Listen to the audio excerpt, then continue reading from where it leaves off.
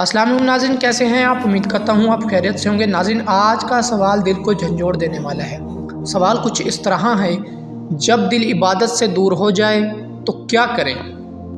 سوال بہت اچھا ہے، آئیے قرآن اور احادیث کے مطابق اس کو سمجھنے کی کوشش کرتے ہیں۔ کبھی ایسا ہوتا ہے کہ دل عبادت سے بھاگنے لگتا ہے، نماز بھاری لگتی ہے، قرآن کھولنے کا دل نہیں چاہتا اور سجدہ آنکھوں سے دور ہوتا جا رہا ہے۔ تم یہی سوچتے ہو، آخر میرے دل کو کیا ہو گیا ہے؟ میں عبادت سے دور کیوں ہو رہا ہوں؟ سب سے پہلی بات یاد رکھو، دل کا عبادت سے دور ہونا ایمان کی موت نہیں، ایمان کی بیماری ہے۔ اور جب بندہ بیمار ہوتا ہے تو علاج کی ضرورت ہوتی ہے، مایوسی کی نہیں۔ پیارے نبی کریم صلی اللہ علیہ وآلہ وسلم نے فرمایا، ایمان کبھی کم ہوتا ہے، کبھی زیادہ۔ دل کا سخت ہونا، عبادت سے بیزاری ہونا، یہ ختم ہونے کی علامت نہیں، یہ توجہ کی علامت ہے۔ اللہ تمہیں بلا رہا ہے کہ میرے پاس واپس آ جاؤ۔ کیا کرنا چاہیے؟ چھوٹی عبادت کرو، مگر کرو ضرور۔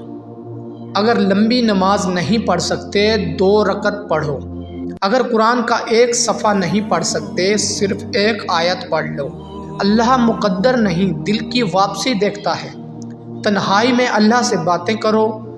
دل بند ہو جاتا ہے جب اندر کی باتیں بوجھ بن جائیں۔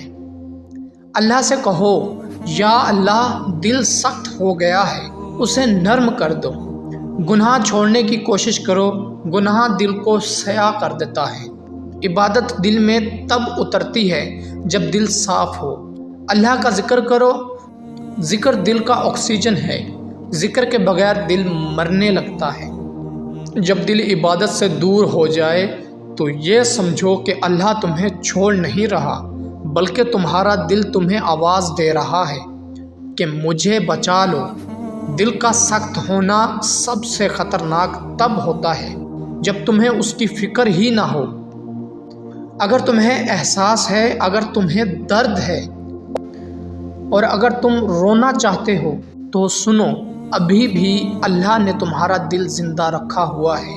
بس ایک قدم اللہ کی طرف بڑھاؤ، وہ باقی سارے قدم تمہاری طرف دوڑ کر آئے گا۔ تو ناظرین، کیسی لگی آپ کو ویڈیو؟ امید کرتا ہوں آپ کو ویڈیو بہت ہی اچھی لگی ہوگی۔ ناظرین، اس ویڈیو کو اپنے دوستوں تک ضرور شیئر کرو تاکہ وہ بھی اس طرح کی ویڈیو دیکھ کر دلی سکون حاصل کر سکیں۔ ملتے ہیں کسی نئی ویڈیو میں، تب تک کے لیے اپنا بہت سارا خیال رکھیے۔ اللہ حافظ۔